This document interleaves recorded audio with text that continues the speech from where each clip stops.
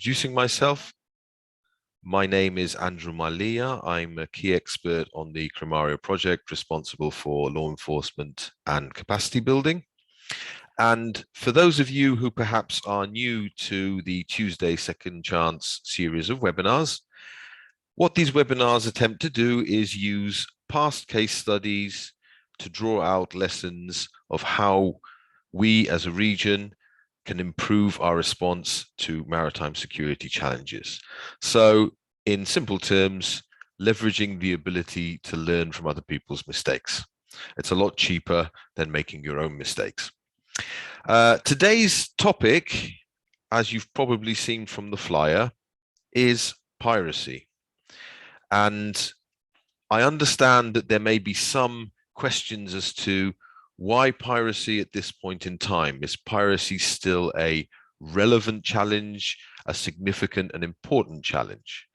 And this webinar comes against the backdrop of the fact that on the 3rd of March of this year, the UN counter-piracy mandate in the Western Indian Ocean was allowed to expire without renewal. So for the first time in probably a decade, we no longer have a UN mandate in that particular region for counter-piracy operations. The reason we've chosen piracy is not because in and of itself it is the challenge that we would like to address in this webinar. This is similar to when a scientist conducts an experiment. The scientist conducts the experiment a number of times to see whether the results from that experiment are consistent. And today what we're going to do is take two very similar piracy case studies, examine the outcome of each of these cases, which are significantly different, and because they are different, try and understand why those differences occurred. Those differences are not relevant only to piracy. They're relevant to the wider spectrum of maritime security challenges which all of us are facing in our particular region and in our particular area. So the key takeaway I would hope from today's webinar is to understand challenges which are not specific only to piracy, but have implications for how we address other transnational maritime security threats. Before continuing, I'd like to get through some administrative issues. As you may have noticed, this session is being recorded. We do that in order that we can then take the recording of the session and put it on our YouTube channel to allow persons who may not have been able to participate to then engage with the webinar at a later date. Please feel free to make comments or ask questions at any time. You can do that either by putting your comment or question into the chat, which I'll be monitoring as I go through this presentation, or using the function under reactions, the reactions button at the bottom of your screen to raise your hand, and I'll be happy to stop. You can then switch on your mic and make the comment which you wish to make or ask the question which you wish to ask. As you can see, we have a relatively varied participation today. I know there are a number of people here today who are very engaged with the issue of piracy. There are people from various regions, so I'm looking forward to a robust discussion and some interesting comments and personal experiences of how you have had to address this particular challenge of piracy and also the wider issues that will come out of today's discussion. So without further ado, I will begin by sharing my screen. Isabel, could you confirm that the screen is up? Yes, it's okay. Thank you so much.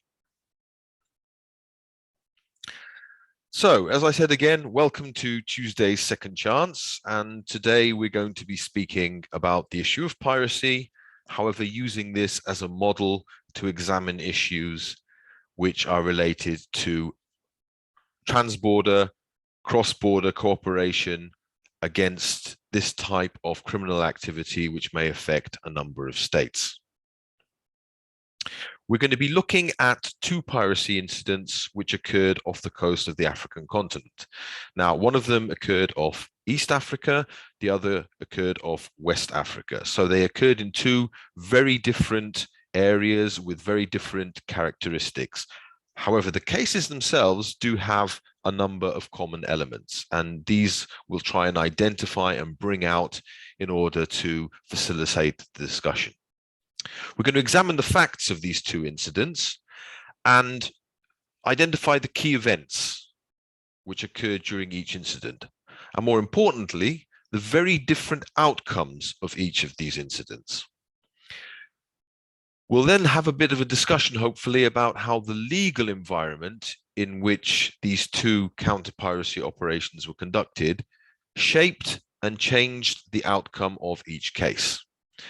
And we'll do that in order to be able to identify those elements which are critical to operational success and see how they apply to other transnational maritime crimes, because the lessons we can take from these two particular incidents certainly have applicability to other issues such as transnational trafficking of narcotics, IUU fishing, and various other maritime law enforcement activities in which our states must engage in order to protect our marine domain.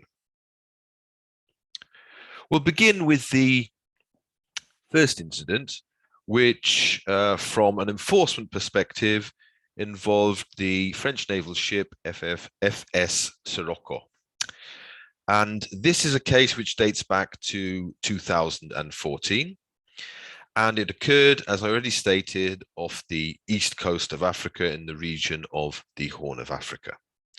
And on the 17th of January of that year, a motor tanker, the MV Nave Atropos, reported that it was under attack by suspected pirates. And it sent this report to the UK MTO, United Kingdom Maritime Trade Organization, which is a Navy-run agency which is responsible for gathering alerts from commercial shipping and distributing information to commercial shipping in order to allow them to avoid piracy threats or to receive assistance if they are actually engaged by pirates.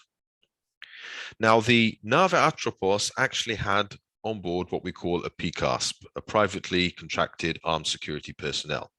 So they had privately contracted personnel on board carrying weapons as a security team to protect the ship against a pirate attack. And this had become a relatively common option which had been taken by ship operators in the region to protect their vessels from such attacks. The PCASP actually managed to repel this initial attack, which was conducted by a small skiff.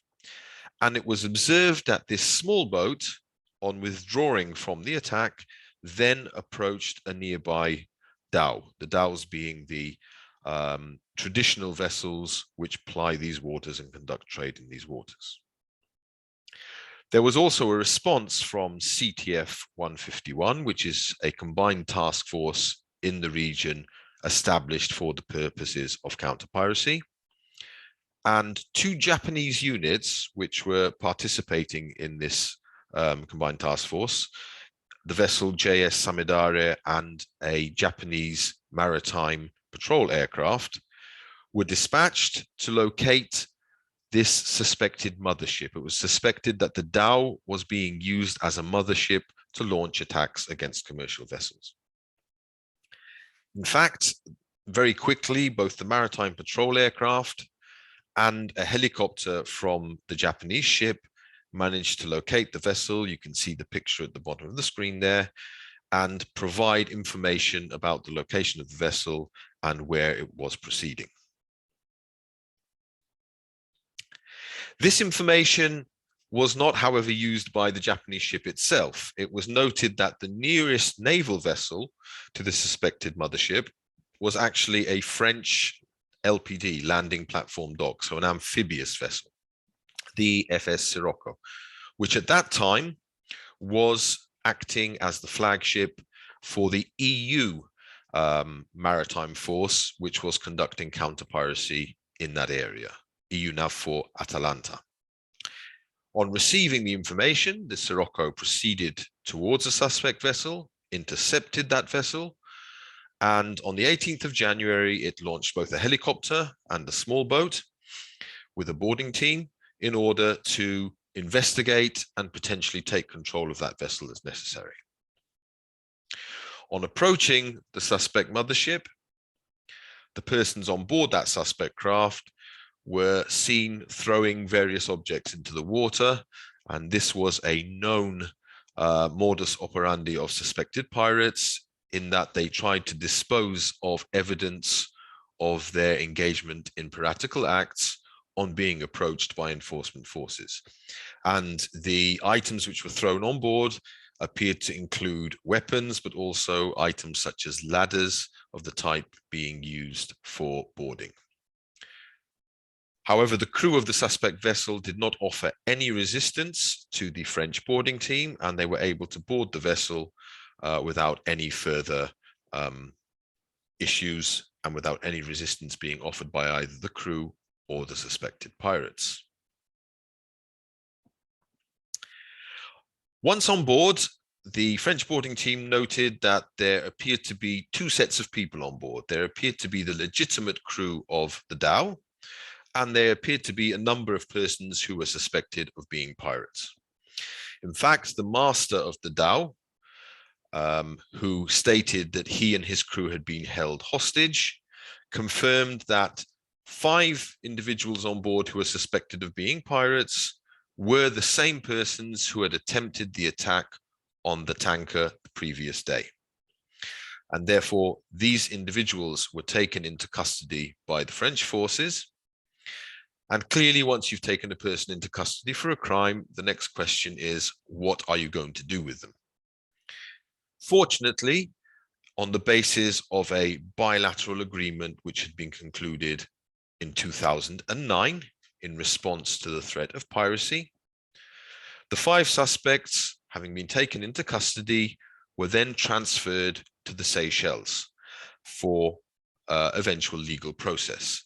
And this mechanism had been established because it had been identified that transferring suspects back to, for instance, France in this case, was logistically extremely challenging, caused other legal challenges, potentially claims for asylum in France, etc., and also meant that bringing witnesses out of the region many thousands of miles for an eventual trial was also a challenge. So this agreement with the Seychelles was the basis for allowing these persons to be subjected to a legal process within the region rather than having to remove them from the region.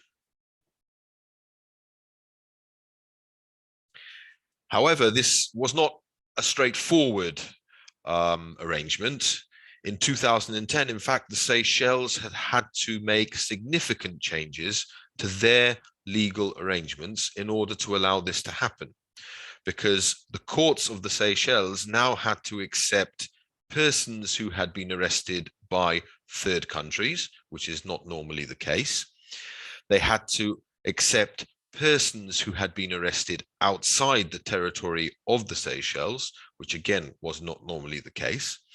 And they had to set up the legal framework to permit the appropriate legal process and a established legal process for these people. Now, this was somewhat of a burden for the Seychelles. First of all, you had the legislative burden. All these laws had to be redrafted, rewritten, and then enacted by whatever legislative process was appropriate within the Seychelles.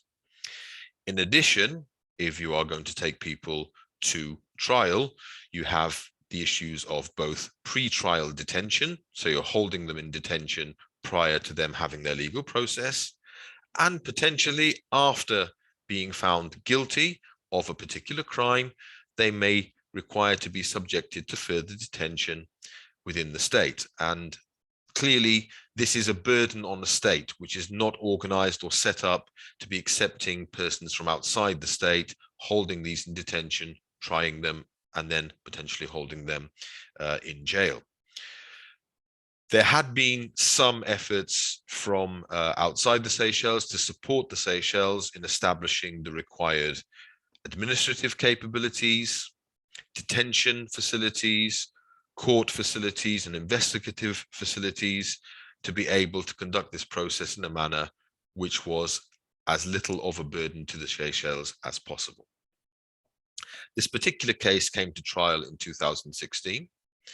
And in fact, all of the 5 accused were found guilty on 2 counts related to piracy and sentenced to 12 years imprisonment.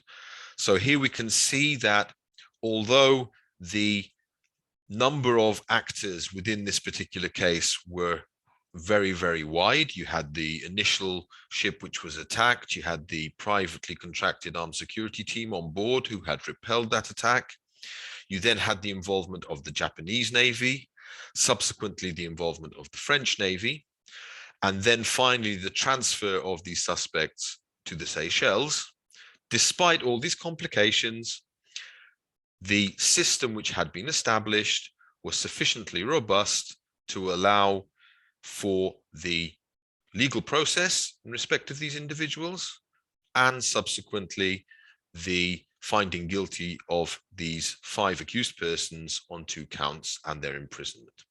So although complicated, the mechanisms which had been put in place were found sufficiently robust to allow for what, from a law enforcement perspective, was a successful outcome.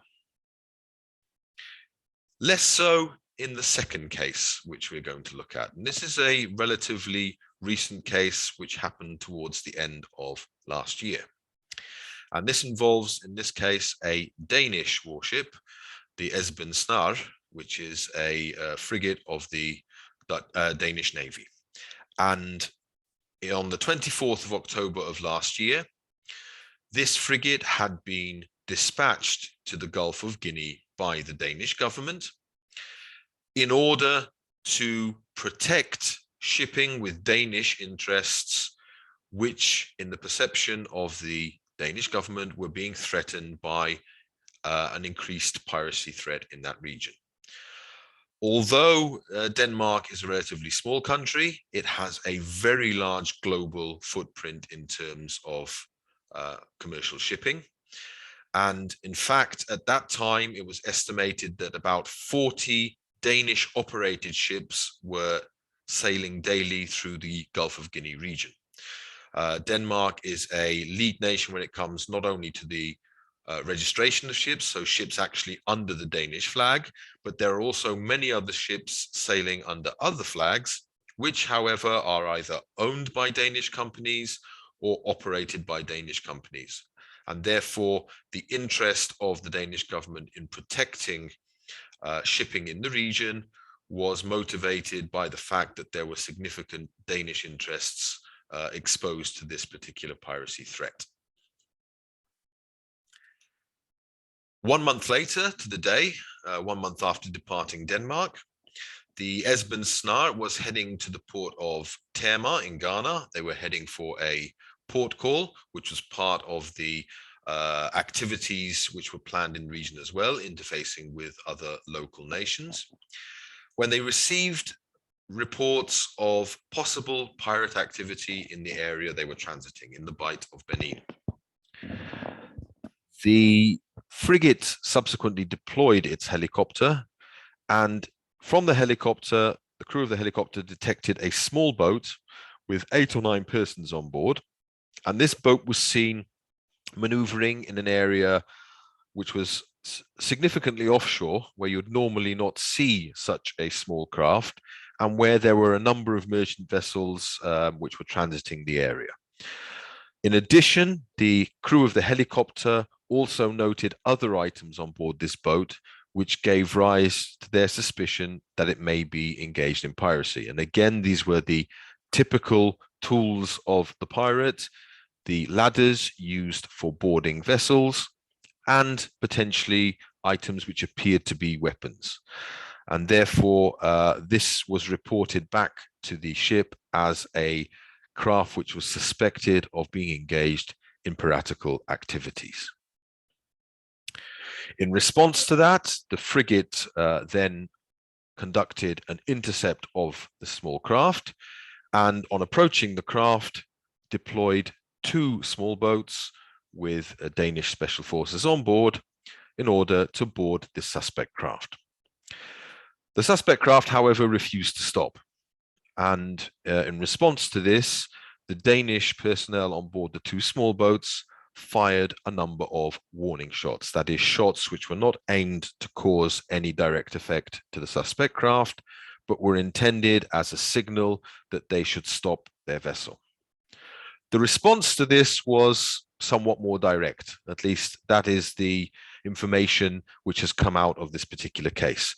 And according to the Danes, in response to these warning shots, the persons on board the suspect craft opened fire directly at the Danish personnel. These in turn responded with deadly force, having been threatened by deadly force, in what turned out to be a relatively one-sided engagement. And at the end of this engagement, on approaching the suspect craft, the Danish personnel found 8 persons on board the craft. 4 of these were deceased, apparently having been killed by the small arms fire of the Danish forces. 1 was wounded. It was not clear exactly how this individual was wounded. There are some who have said it was a gunshot wound. Others have said that it was a wound inflicted by the propulsion system of one of the Danish boats, and a further 3 suspects who were uninjured. Clearly, the surviving individuals were taken into custody on board the Esbjørnsnar, but what then happened is, in the days that followed, the Danish authorities made a number of attempts to find a coastal state who would accept these suspected pirates and subject them to illegal proceedings. But their attempts to do this were far from successful. To further complicate matters, the individual who was injured suffered a number of complications, and although the frigate was equipped with what is basically a full capability hospital, these injuries continued to get worse. They required the amputation of a limb from the individual, and subsequently it was decided that he should be brought ashore to receive further medical care. Ghana, one of the coastal states, accepted to bring this person ashore to their state, and he was then taken to a hospital in Ghana to receive that further medical care. Because the Danes had no prior agreements with the coastal states, what eventually happened was they decided that they were unable to transfer these 3 remaining individuals anywhere for prosecution. And as a result, the 3 suspects who were still on board the frigate in early January, so they had been apprehended towards the end of November, and now almost a month and a half later are still on board the frigate in custody, had to be released. And when I say released, they were put on board a small dinghy. They were given sufficient stores, such as water, food, and fuel, to be able to reach land, and they were, and I quote the official statement here, released at sea. Basically, we see again the catch and release procedure, which had happened so many times in the early years, even of Eastern Africa. The 4th suspect, who was being treated in a hospital in Ghana, could not be released due to his injuries, and therefore he was in fact transported to Denmark at great cost and complications. Once in Denmark, because of the archaic legal code in Denmark related to piracy, he could not be charged with any piracy acts.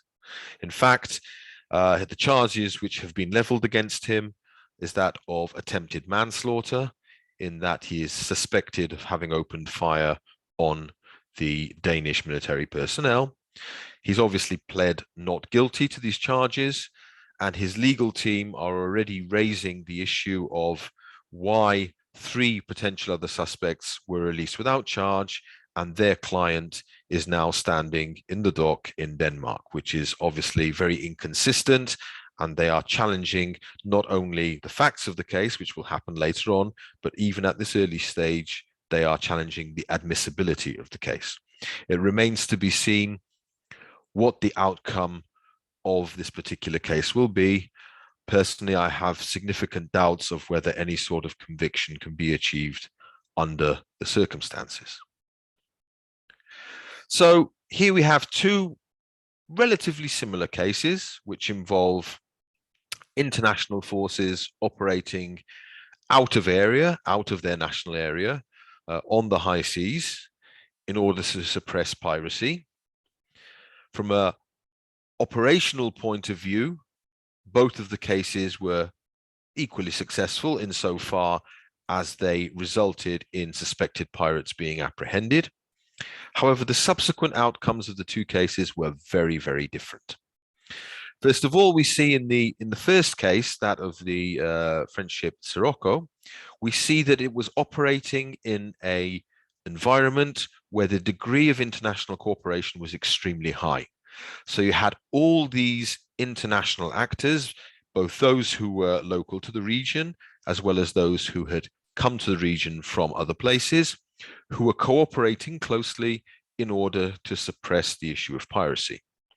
When we look at the case involving the Esbjernsnar, we are looking at an environment where this degree of international cooperation has not been established and is still extremely low.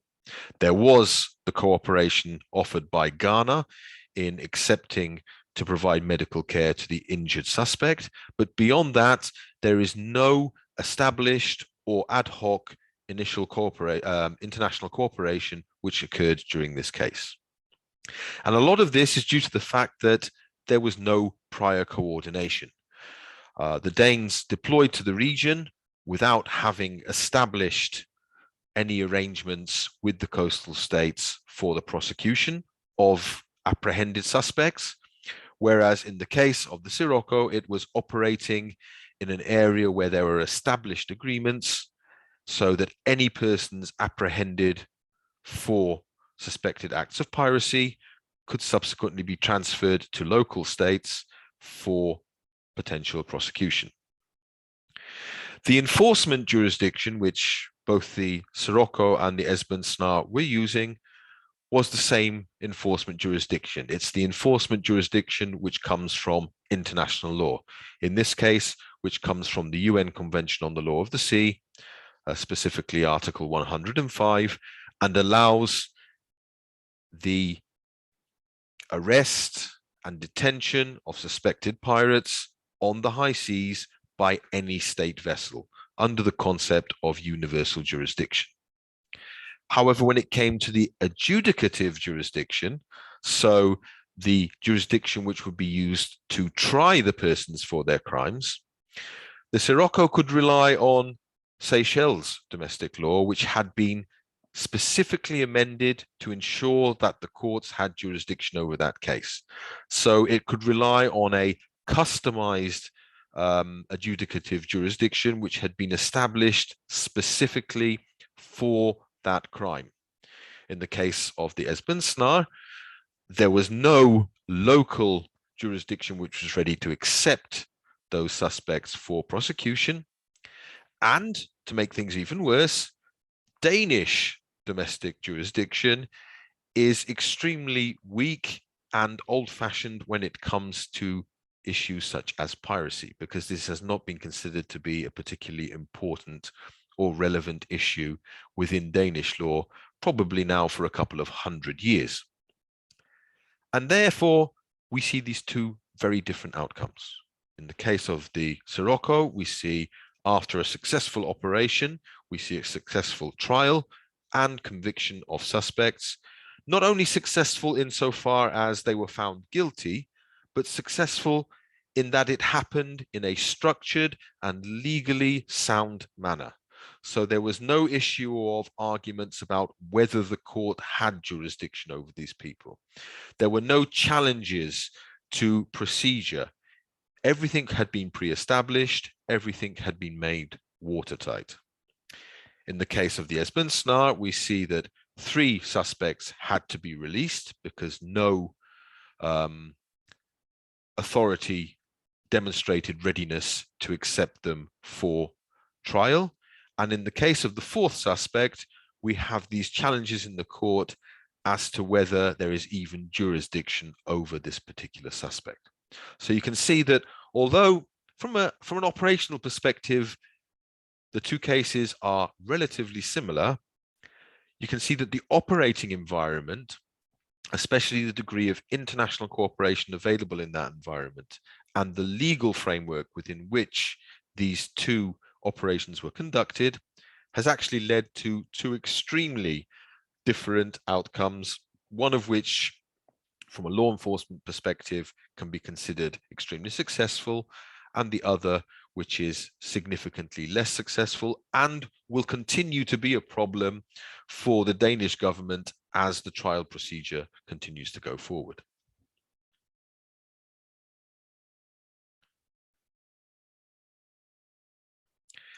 So when you look at these 2 cases, there are a number of points which are worth thinking about. And at this point in time, I would again like to emphasize that what comes out from these 2 case studies is not relevant only to piracy.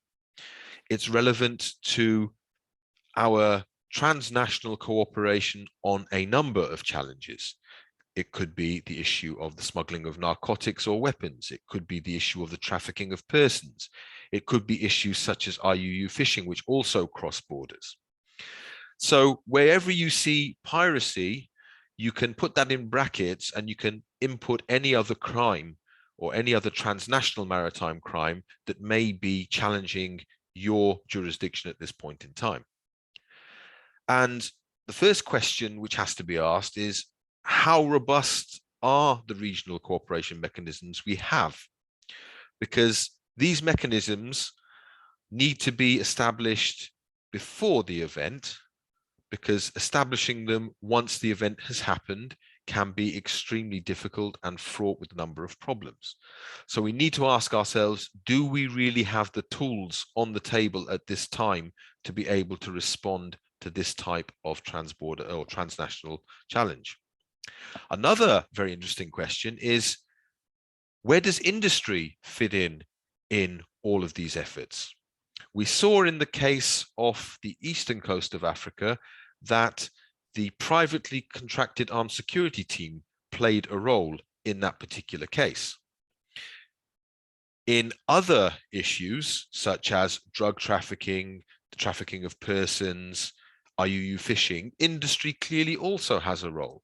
So how well are we integrating industry into our efforts to be able to cooperate on these issues? Industry always will have an interest in what's happening at sea with merchant vessels, because at the end of the day, they are the operators of those merchant vessels.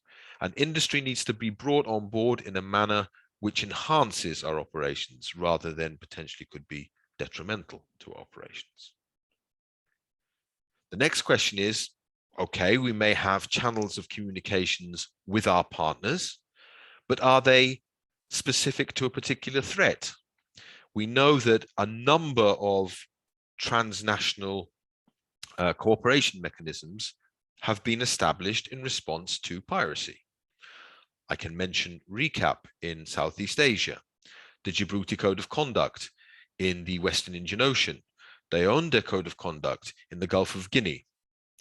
But are these particular structures adequate to support cooperation across the spectrum of transnational threats? Or are they still perhaps too focused on a specific threat and therefore need to be re-examined, retuned, and re-established to be able to respond to that wider spectrum? And the final issue, the final question, which I'll just put out there for you to think about, is we've seen how the Seychelles made significant and notable changes to their legal code to be able to support the trial of pirates in their state, despite these pirates having come from across the region. A similar effort was conducted, for instance, by Kenya, which also established a court which could accept pirate suspects from across the region. What about our domestic legal instruments? Are they ready to support this regional cooperation? Or is the jurisdiction of our courts so limited and so focused on national issues that we cannot support a neighboring state by prosecuting suspects for a regional crime? So these are the three issues which I think come out from this particular case study. And they apply, as I said, not only to piracy, but also to a number of other transnational issues. So at this point in time, I would like to stop talking myself. I've raised a few points here. I'd like to open the floor to any comments, remarks, questions, challenges to what I've said, because you may not agree with what I've said and you have every right to do so. And I'd like to hear feedback from the participants about what you think about these particular issues. So I'm going to open the floor to everyone. As I said, you can either use the chat to make your remark or comment, or if you feel it's more appropriate, you can raise your hand in the Zoom meeting, switch on your microphone and your camera if you wish, and make your remarks or ask your questions. So the floor is yours, ladies and gentlemen.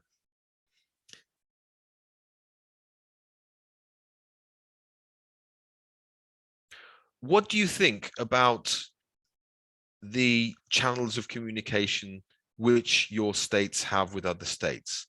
Are they sufficiently robust to address all of the issues with which you may be faced? Or are they very specific to a particular challenge like fisheries or piracy or drug smuggling? Is there something you can do to improve those channels? Olivier, are you going to jump in? Well, I have a question because I missed one of your slides. I would like you to re-explain. Sorry, I missed the slide. What triggers the action of the Danish frigate? Can you come back a little bit on that? When you say the action, you mean why was it deployed to the area? No. Why? How did they decide to board this specific vessel? The decision was based on the information they were receiving from their helicopter that what they were observing appeared to be a pirate vessel, which was operating in an area which was not typical for a vessel of that size, which was operating in an area where there was significant merchant traffic, and which appeared to be carrying the tools of piracy. So the ladders and what appeared to be also weapons. Subsequently, it transpired, yes, there were weapons on board. And therefore, on the basis of that information and the mandate that they had been given by their own government to counter and suppress piracy in the Gulf of Guinea, the reaction of the Danish vessel was to say, okay, that's a pirate vessel, that's our mandate, let's intervene. So the trigger was what they were observing at the time and the profile of the of the vessel itself. And as I pointed out, and as Francois has indicated also in the chat, they had received the information of potential pirate information activity in the area.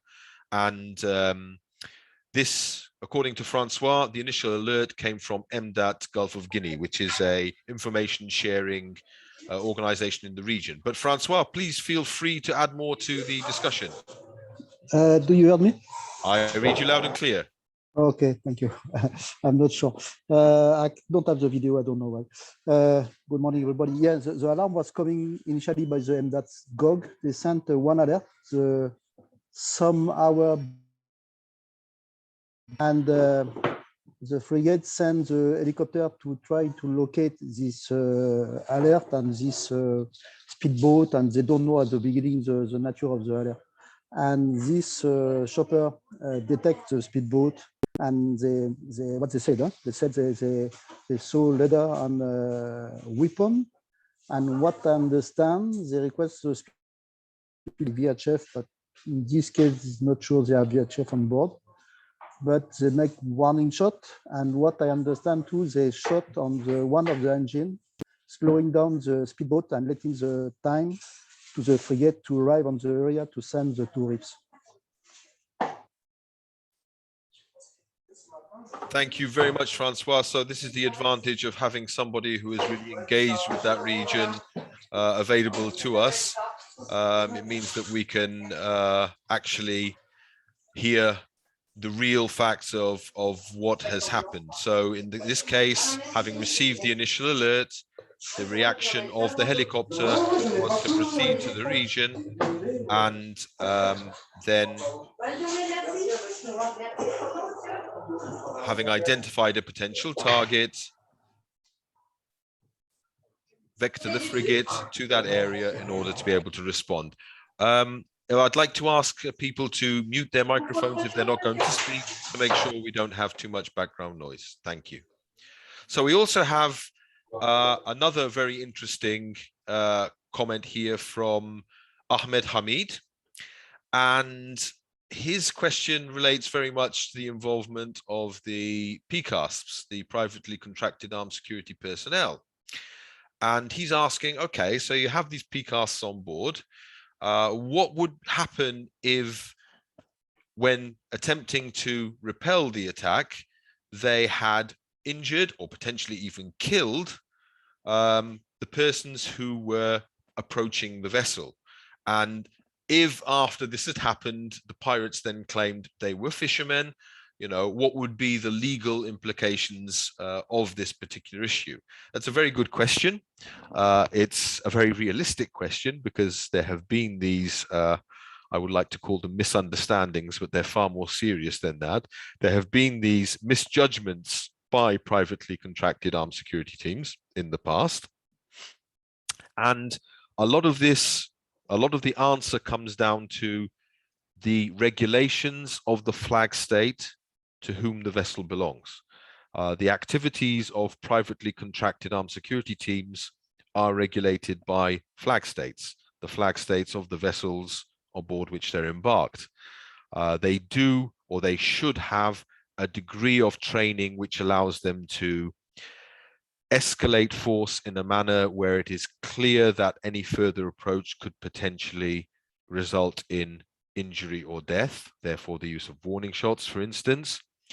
And there is even industry publications. For instance, there is a publication produced by BIMCO.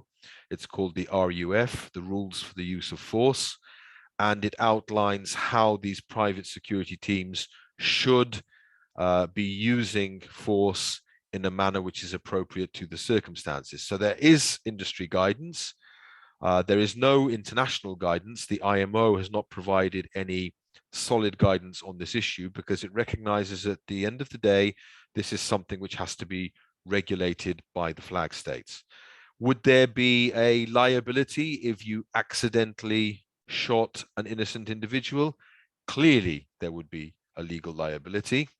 How that would unravel itself is a bit of a question, because this is happening on the high seas. This is happening from a vessel registered in one state by an individual who may be a national of another state against another individual who may be the national of yet another state. So you can see that this is going to be a very complicated legal issue. But these issues have arisen, and that is one of the major criticisms of the use of armed guards. If they are not adequately trained and if they do not have proper procedures, it can potentially result in them using deadly or quasi-deadly force against persons who are actually not pirates, but innocent fishermen. So yes, that is a very good question, a clear concern, and there's no definitive answer to it. Any other comments, remarks, or questions on the issues which we've dealt with today? What about our national law? Does our national law, or is our national law prepared for this type of transnational challenge? Sir, go ahead. I'm Lieutenant Commander Asanta Senivaran from Sri Lanka Coast Guard. Good morning. So it's a very informative presentation and 2 case studies. Like as you said, what we understand is three most critical factors are the international cooperation, communication, and the domestic law, how compatible the domestic law with the, when we come to the trials. So in my understanding, in my opinion, I think that the most of the countries, why they cannot accept or the cooperate in case of piracy is the first thing is the unavailability of the provisions in the domestic law to accept and continue the case. Otherwise, there's no point of taking like Danish incident, what we discussed in the case 2, as well as it can be a burden for the country also. So because after accepting, they have to take the process, trial them, convicting, and after that, whatever the punishment given, imprisonment, they have to undertake all the process. So in many countries, what we see, they have the law, they demarcate the law, some limitations to the within their sea areas or the citizens of those countries. Sri Lanka, for example, Sri Lanka, for Sri Lankans, as well as the vessels which are having the flag state responsibility. So the focus, whatever the attempt to achieve the international cooperation, I think we should address the two factors that I mentioned below, before at the beginning, like the domestic provisions, as well as how we share the burden of the process commonly. So that may facilitate the cooperation better. Thank you. Thank you very much, sir. That's an oh, sorry. And Please go as ahead. well as I have one more question. Like in the case of piracy and terrorism, may look like similar, how we differentiate and how we address those different cases under the international and maybe domestic law. Excellent Thank you. points, and also a very, very good question. And this also ties together with some comments that Francois has been making in the chat, that in the case of Western Africa, some countries don't even have established laws yet, and the ones which do, they are still, as he describes it, fresh. They are still relatively new. And that means legislators perhaps don't have the degree of experience with them that they would have with more longer established laws. And the gentleman from the Sri Lankan Coast Guard also raised the issue of piracy versus terrorism. So I'd like to try and bring these together in a single remark. When it comes to the domestic provisions which many countries have, as pointed out, the jurisdiction of domestic courts is usually based on your territory, on your citizens, or on crimes, for instance, against ships under your flag. And it's very rare that a legal code is extended to cover crimes which have happened on the high seas and do not involve any of your nationals. And that's the way law has been written for many years. And the problem, as I would like to emphasize again, does not just extend to piracy. The gentleman mentioned terrorism, and many, if not all of our states are parties, for instance, to the SUA Convention, the Convention for the Suppression of Unlawful Acts at Sea. And the SUA Convention requires states to either prosecute people, or if they do not wish to prosecute, to extradite them to a state which is ready to prosecute them.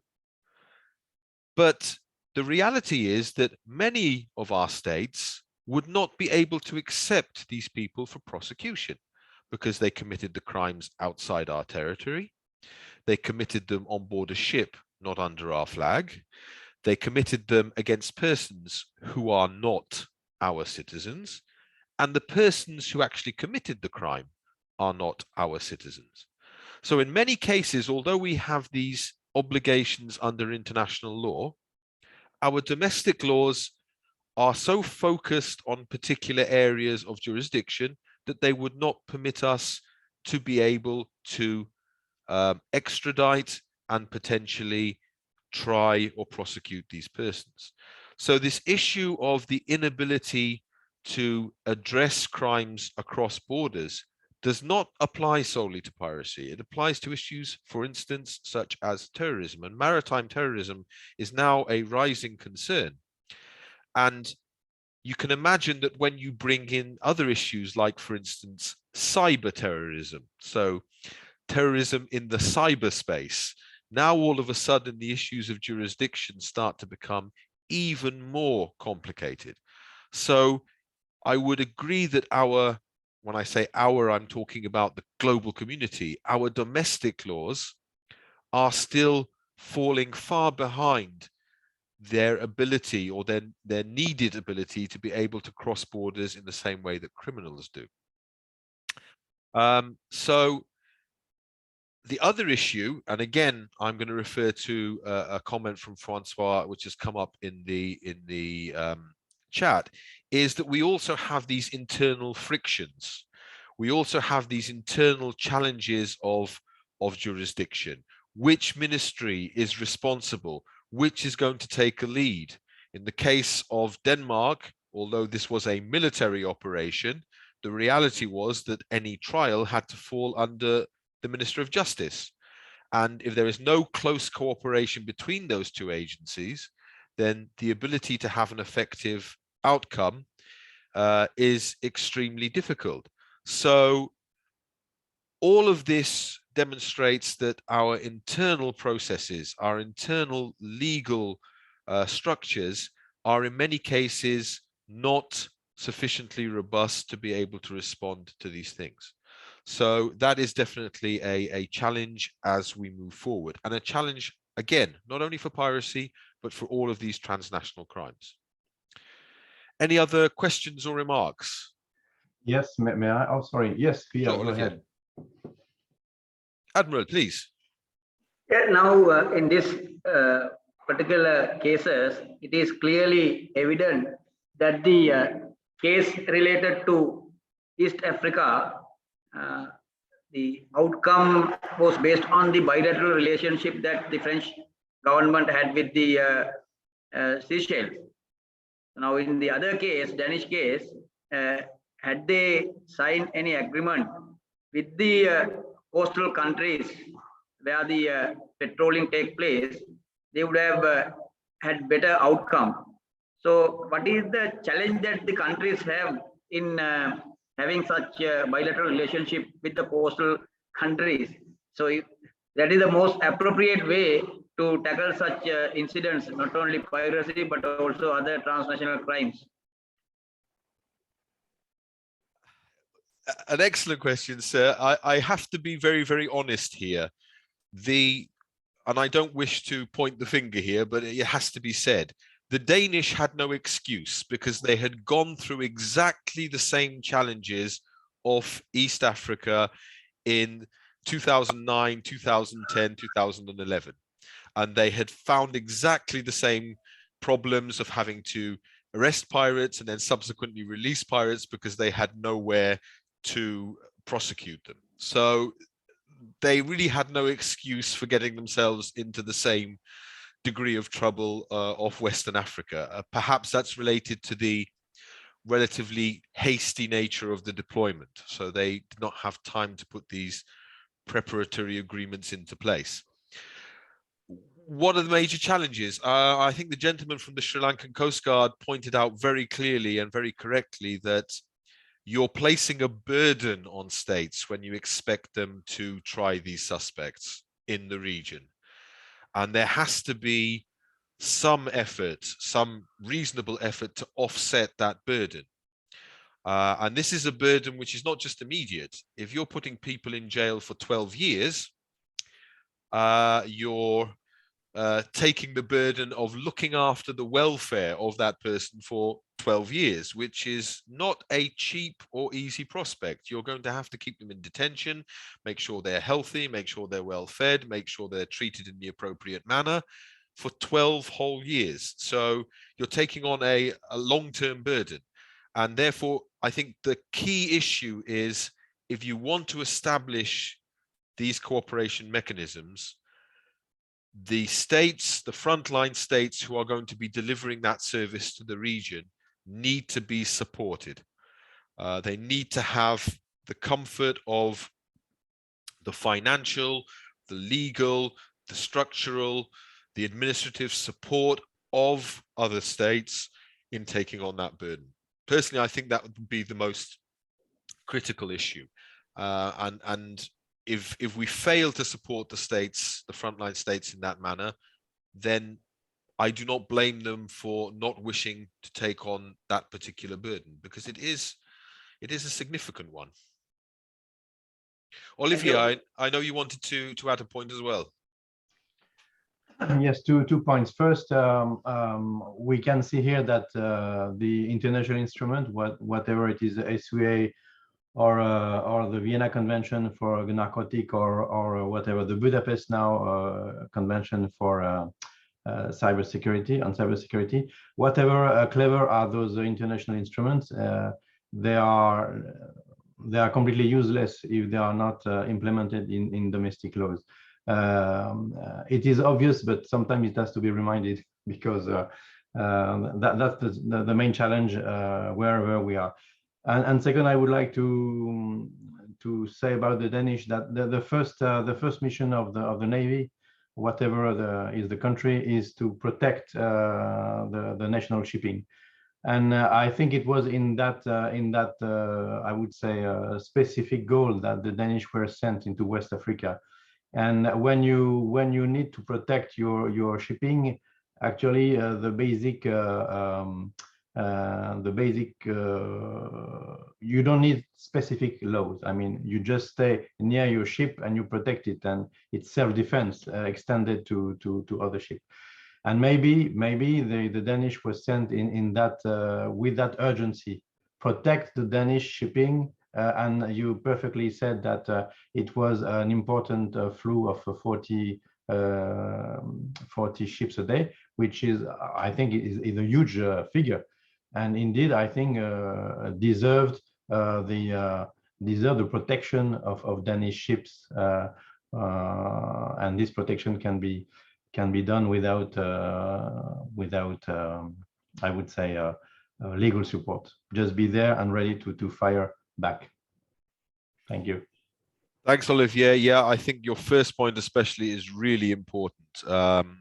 We have all these international instruments, and we mention them regularly, the powers that they potentially give to states and how useful they are, but they're only as good as your domestic legal framework, because if you do not turn them into a domestic legal tool which can be used by your state directly, then you can finish up in situations where they have a reduced degree of effectiveness. And the other point which Olivier has made, and I brought this up in the questions, how well do we integrate industry into our efforts? Industry is going to play a role not just in what we're doing in the operational side, but it's going to shape the mission. And in the case of the Danish, it was pressure from industry which pushed the Danish government to deploy their vessel to that region. So you do have to understand that the involvement of industry is not just going to be in shaping how you operate once you're there. It could actually shape the whole operation and why you are there. So it's very, very important that that liaison with industry, understanding what industry expects, wants, etc., is taken into account. I'd like to pick up on a very interesting comment which has been made now in the chat from Ahmed Hamid, and it's related to the role of IMO. And he's asking, you know, what is IMO doing to amend the law related to piracy, and how are they negotiating with other countries? And I think it's really critical at this point in time that we understand that IMO is the member states. IMO is not an organization which will in any way generate its own initiatives. An IMO initiative always begins from the initiative of one particular member state, which submits a paper, submits a proposal. this proposal gets discussed perhaps within one of the subcommittees and then within one of the committees and potentially turns into a legislative instrument. So when it comes to the role of IMO, this is the role of the member states. If a particular member state feels that an issue needs to be dealt with a legislative instrument, then IMO should provide the vehicle for that to happen. But IMO in and of itself is not an organization which will initiate that particular initiative. So I mentioned, for instance, the considerations of IMO related to armed personnel on board ships. And nothing happened within the IMO in relation to this issue until the member states began to drive it. And that's because the IMO is very much a bottom-up organization, and it responds to the pressures and requests coming from the member states within the organization. So it's really important that when we ask, what can IMO do? We're actually asking ourselves, what can we do? Because IMO is merely the forum through which member states can drive change on a global basis. So it's really critical and key to remember that IMO will only do what the member states mandated to do. When it comes to legal amendments, interestingly enough, this does not fall under IMO because the UN Convention on the Law of the Sea is not an IMO treaty. It is a United Nations treaty, and therefore any moves to amend, change, or improve those particular provisions will actually have to go through the United Nations. So there are many challenges in any way changing that regime, because it will require a very long and ponderous diplomatic process within the United Nations. Any other questions or remarks? Any other input from anyone? I think, Admiral, yes. Yeah, now at the beginning of the presentation, you said the UN mandate is now over. So Correct, what sir. would be the future in counter-piracy activities in terms of UN responsibility? Very good question, sir. Thank you. As I mentioned, yes, the UN mandate, counter-piracy mandate in the Western Indian Ocean, the Western Indian Ocean off East Africa has come to an end on the 3rd of March. What does that really change? Well, the most notable thing it changes was it provided for international forces to respond to piracy in the territorial seas of Somalia. So this was an exception which had been provided for in agreement with the Somali government, and it allowed counter-piracy efforts to extend from the high seas, where they're normally focused, into the territorial seas of the Somali state. That provision no longer applies. So therefore now no further international actions within the territorial seas of Somalia will be permitted. Beyond that, not much has changed. The international legal framework for conducting counter-piracy on the high seas remains. And whether it will continue to be the direct focus or how much focus there will be from international forces remains to be seen. There are discussions going on within a number of these structures, including within, for instance, the EU maritime response, EU NAVFOR Atalanta. Clearly, there are other challenges beyond piracy in the region, stuff like IUU fishing, the trafficking of weapons, the trafficking of charcoal, and various other environmental challenges. So it remains to be seen how the various international organizations are going to respond to the particular change, and whether they will remain in the area and address fresh challenges, or whether as a response they will actually be closed down and perhaps removed from that particular region. But from a legal perspective, the big change is that access to territorial seas. With the UN decision for stepping down, will there be any changes in security surcharge placed on the vessels on counter-piracy? Okay, so now the other It has issue to- is Yeah. the high risk. It has to be taken place in parallel, right? So if the UN is not taking any action for counter piracy, the insurance surcharge should come down. That's a very interesting point. There is this question now also from the commercial perspective of, okay, if we now are saying that piracy is no longer such a threat, then also from an insurance perspective, the high risk area, which is where ships pay a higher degree of insurance premium, should also be reduced. And in fact, there has been pressure from the regional states, among them Kenya, for instance, to have the high risk area reduced. I think that the process of downgrading the high risk area and reducing insurance premium for shipping in that area will probably continue over time, especially against the background of ever decreasing attacks and pirate activity. So yes, I would assume, I cannot say for sure, but I would assume that that will be the natural process when it comes to the commercial aspects of it as well. Thank you. Francois, I see you have your hand up. Yeah, just comment concerning the situation in the Gulf of Guinea. First, sorry, my network is very bad because I'm a railway station, so time to time I lose the network. Just to draw the situation. One, it's the use of the private maritime security company is not allowed in the Gulf of Guinea.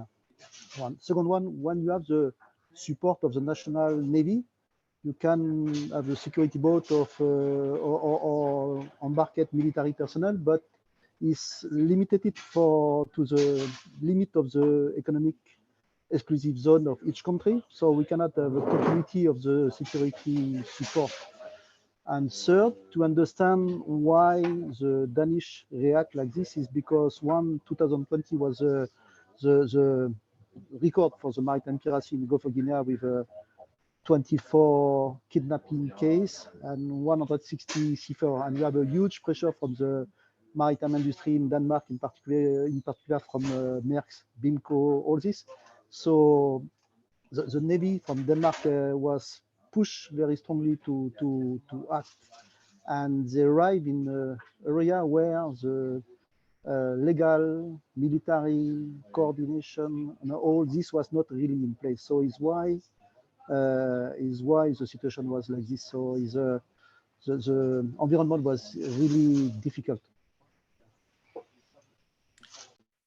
Yep, thank you, Francois, for those comments. It's very interesting to look at the differences in how the coastal states have responded to the use of private security operators between East Africa and West Africa. In West Africa, most of the coastal states, if not all of them, have said that they will not accept these activities within certain areas and instead are offering to provide that security with state instruments such as navies and military forces.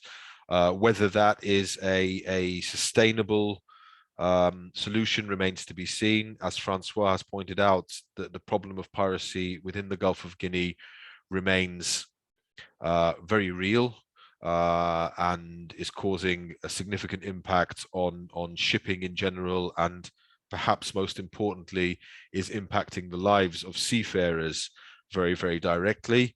It will be interesting to see how the issue evolves there, but I would predict that it will be very different from Eastern Africa in that there will be less involvement of the UN and perhaps far more involvement of the coastal states who have a more increased ability to be able to deal with the issue, the regional issue within the region themselves, rather than looking too far outside the region for assistance. So thank you for those very interesting remarks. Any other questions or remarks which you'd like to make before I hand over to the team leader of Cremario, Martin Kaukinglot, for some closing remarks? No, brilliant. So Martin, the floor is yours. Thanks very much, Andrew. Can you see and hear me perhaps? Yep, both okay. Thanks very much. So as a reminder, I just wanted to point out that the scope of our Tuesday Second Chances, our lessons learned webinars, is to offer unique opportunities for policymakers and operational managers from the same region to exchange thoughts in areas of common concern. And for your information, we cover 3 regions, being the Western Indian Ocean, South Asia, and Southeast Asia. So another big thank you to Andrew for imparting his valuable knowledge on the subject, for frequently reminding us all of information that we may have learned years ago, but needs to be occasionally refreshed. Today's focus was on piracy, with a reminder that the key question when dealing with piracy is where pirates should face prosecution and eventual detention, which is one which always requires a political decision.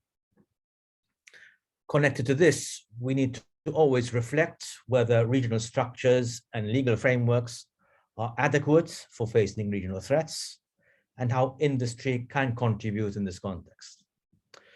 But before closing, I wanted to thank Isabel for her invaluable work behind the scenes, always sending out invites, always organizing the Zoom itself, and then following up with after action reports. And a big thank you to all for participating, and hope to see you in the next edition of Tuesday Second Chance for South Asia in about 2 months' time. Thanks very much. Over to you, Andrew. Thank you, Martin. Before everybody decides to escape back to their daily grind, I want to thank you all for participating. It's been a very interesting exchange. We were very fortunate today to have Mr. Francois Morizot with us, who, although based in the Gulf of Guinea, brings insights from that region to our considerations. And Francois is actually from industry. He works as the security officer for a large shipping company, and therefore he brings some very unique insights into what we are doing. The last request I have is if we could potentially all switch on our cameras briefly. This would allow Isabel to take a screenshot of participants, which we use for our publicity materials. So those of you who are comfortable and happy in switching on your cameras, it would be great to see your faces briefly as well. And we'll be able to take a quick screenshot and use that for anything in terms of publicity. And also within the chat, Isabel has put the link for our YouTube channel, where you can watch this discussion again or listen to any parts of the discussion again if you're interested in doing so. Isabel, over to you. Thank you, Andrew, and thank you once again for your excellent presentation. So I will send later on the link to the record of today. So then the report of or the synthesis made by Andrew, and then you can see again this record and others. So thank you very much for being there, and just a smile, and I take the screenshot. Thank you very much. Thank you, Isabel. Thank you to everyone for participating. I wish you a pleasant remainder of the day, and look forward to meeting you again on Tuesday Second Chance. Take care. Bye-bye. Bye-bye.